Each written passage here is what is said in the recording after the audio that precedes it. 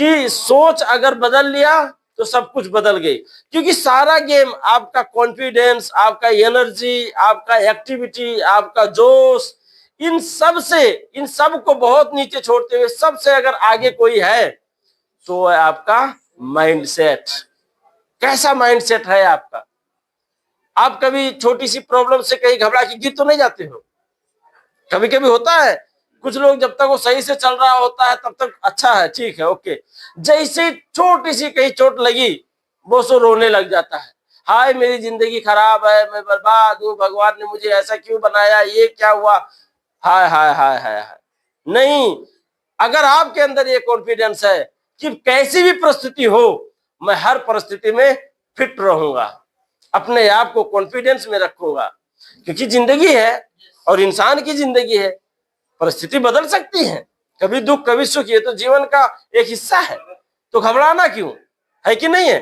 तो इसलिए आपको ये चीज समझना, माइंड सेट हमेशा क्या रखना है, अपने आप को मैं आगे बढ़ाऊंगा, अपने आप को सफल बनाऊंगा, मैं कामयाब बनूंगा, ये माइंडसेट बहुत जरूरी है सर, और ये हमेशा बना के रखना है कि नहीं है? चलते थोड़ा और आगे, क्या लिखा है, वर्ल्ड बिगेस्ट प्रॉब्लम, विश्व की सबसे बड़ी प्रॉब्लम, विश्व की सबसे बड़ी प्रॉब्लम क्या है आज? बीमारी। इससे बड़ी प्रॉब्लम कुछ हो ही नहीं सकती, कुछ नहीं हो सकती। आप कहीं भी देख लो, किसी भी जगह पे देख लो, कई बार पूछा भी जाता है बताइए सक्सेस होने का, सक्सेस प्राप्त हो गया, उसमें सबसे पहली चीज क्या है कि आप सक्सेस है, क्या क्या है, क्या क्या काउंटिंग करवाएंगे, तो पहला नाम हेल्थ का ही आता है। अगर कोई आदमी अपने लाइफ में हेल्थी है, उसका परिवार भी हेल्थी है, तो वो क्या है, सक्सेस है। ये एक बहुत बड़ी सक्सेस है। आज के केमिकल भरी दुनिया में जहां केमिकल ही केमिकल है, चौतरफी आप जो फल खाते, भाई थोड़ा फल फूल खाओ यार भाई, तो उसमें भी केमिकल है। थोड़ा भाई रोटी दाल वाल खाओ भाई, अरे दाल में भी केमिकल है। बिना केमिकल का कुछ उत्पादन ही नहीं किया जा रहा है, बिना केमिकल का। मैं उसमें देखा सफारी में 65 रियाल केजी वाला आम, भाई 9 रियाल में, 10 रियाल में, 15 रियाल में, ऐसे ही नॉर्मली आम मिलता है ना, है कि नहीं है? 65 रियाल का भी आम, कितना महंगा हो गया बताइए। मतलब उसमें कहीं ना कहीं विदाउट केमिकल।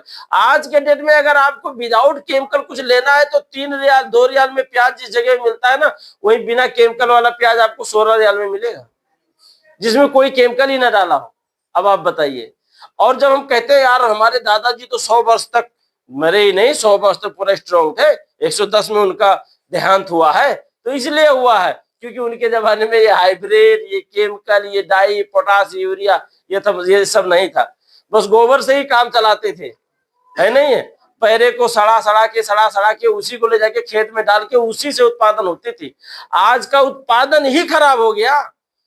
3-3 बार आदमी धान में यूरिया डालता है, बताइए, जबकि आपके हड्डी को तो गला सकता है, इतना पावर है यूरिया में, तो आपके शरीर को क्या करेगा? इतने केमिकल जा रहे हैं आज हमारे शरीर में। हाँ, 40-50 साल का पहले का जो युवा होता था, 40-50 साल का स्ट्रॉन्ग रहता था, आज के 40-50, 45-50 में बुढ़े दिखने लग जाते हैं, अंकल ऐसा हो जाते हैं। मतलब केमिकल जा रही है हमारे शरीर में धुआंधार। तो ये केमिकल की वजह से आज दुनिया में सबसे बड़ी जो तबाही मचा रही है वो है हेल्थ, वो है बीमारी। हॉस्पिटल के ऊपर हॉस्पिटल बनाओ, बहुत सारी जगह पे तो आंदोलन होता है, बताओ कितना हॉस्पिटल बनाया, हॉस्पिटल बनाओ, इस गवर्नमेंट ने कोई हॉस्पिटल नहीं बनाया, क्योंकि जरूरी है हॉस्पिटल का, बीमारी बढ़ती जा रही है नहीं है? तो ये एक सबसे बड़ी प्रॉब्लम है। आप लोग मानते हैं, मैं अकेला ही बोल रहा हूँ, मानते हैं ना इस चीज को कि हाँ ये है, सच में ये प्रॉब्लम है ना? और दूसरी एक और जो प्रॉब्लम है वो है बेरोजगारी। इसको भी मानते नहीं मानते हैं? अभी आप देख रहे होंगे सोशल मीडिया पे बड़ा एक वीडियो वायरल हो रहा है। उस वीडियो में क्या बता रहा है कि एक औरत ऐसे सर पकड़ के रो रही है कि मुझे पेंटिंग करने के लिए मैंने 2 साल तक ट्रेनिंग लिया है, बढ़िया से पेंट से ब्रश से डिजाइन बनाने के लिए, ये आया और मेरा सारा रोजगार ले गया। क्या, जब से कंप्यूटर और डिजिटल सिस्टम आया और वो हवा में उड़ने वाला अक्षर बनाने लगा अभी कंप्यूटर, तुम कितना भी कलाकारी कर लो सब फेल है, ये सुनो। तो ये चीज हो गया। देखिए, मतलब कि अब दुनिया से रोजगार जा रहा है, जो आज कह रहे ना मैं तो पैसे कमा रहा हूं, ये है वो है। हाँ, अब दुनिया बेरोजगारी की तरफ जा रही है।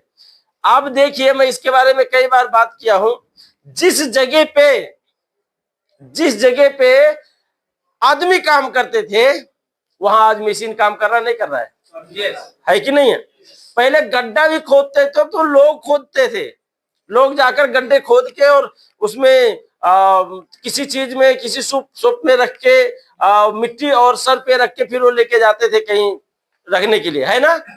आज 2 मिनट में जैसे भी आए खोद खाद के क्लियर कर दिया, आज किसी की जरूरत नहीं है।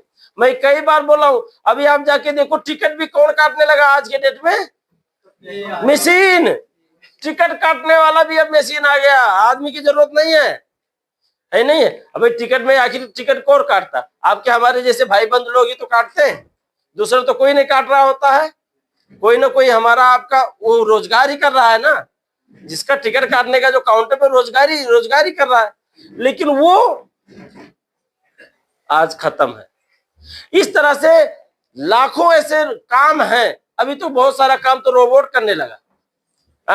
आप जाके बड़े बड़े शॉपिंग मॉल में देखो, पहले तो वो मोप मारते थे पूरा, अगर एक बड़ा सा शॉपिंग मॉल हो तो कम से कम कुछ नहीं तो 50-60 लोग तो उसमें क्लीनर ही रहते थे काम करने वाले।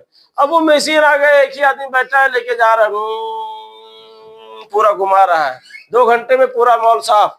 वो खुद मोप भी मार रहा है, वाइपर भी मार रहा है, सब वही एक ही मशीन ही कर रहा है, घूम घूम के पूरा साफ कर दिया। मतलब वही एक मशीन जो एक आदमी बैठ के 40-50-60 लोगों का रोजगार खत्म कर दिया। अब इस चीज को आपको सीरियसली लेना है कि आज दुनिया से रोजगार जा रही है, बीमारी बढ़ रही है, बेरोजगारी बढ़ रही है।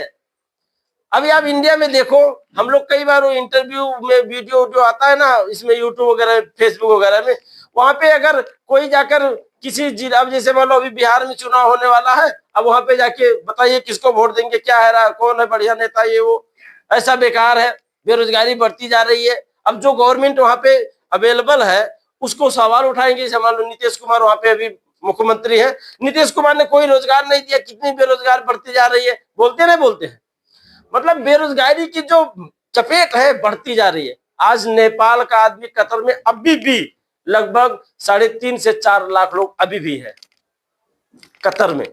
कतर में टोटल 30 लाख लोग थे, अभी कुछ लोग चले गए हैं, चलो मान लो 1.5 लाख लोग या 2 लाख चले गए हैं इसके वर्ल्ड कप के बाद, लेकिन फिर भी 28 लाख में से सिर्फ 3 ही लाख कतरी हैं, बाकी 25 लाख कौन है, बाहर के लोग हैं, जिनके कंट्री में रोजगार नहीं है। अब मैं नेपाल का, इसलिए मुझे नेपाल के बारे में ज्यादा मालूम है। सिर्फ 3 करोड़ जनसंख्या नेपाल में है, कितना, 3 करोड़, इससे ज्यादा नहीं है। सिर्फ 3 करोड़ जनसंख्या में 45 से लेकर 50 लाख लोग तो बाहर ही है, बाकी जो 2.5 लाख बचे, 2.5 करोड़ बचे, उनमें से कितने तो वृद्ध हैं, कितने बच्चे हैं, कितने औरत हैं, उनको भी तो काउंट करो। अभी तो लेडीज भी कितनी विदेश जा रही हैं, तो क्यों जा रही हैं, क्योंकि बेरोजगारी बढ़ रही है। अब ये जो बीमारी और बेरोजगारी ये दोनों बढ़ रही है, तो ये आज की समस्या है या नहीं है और बड़ी समस्या है। अब इस समस्या का समाधान क्या है,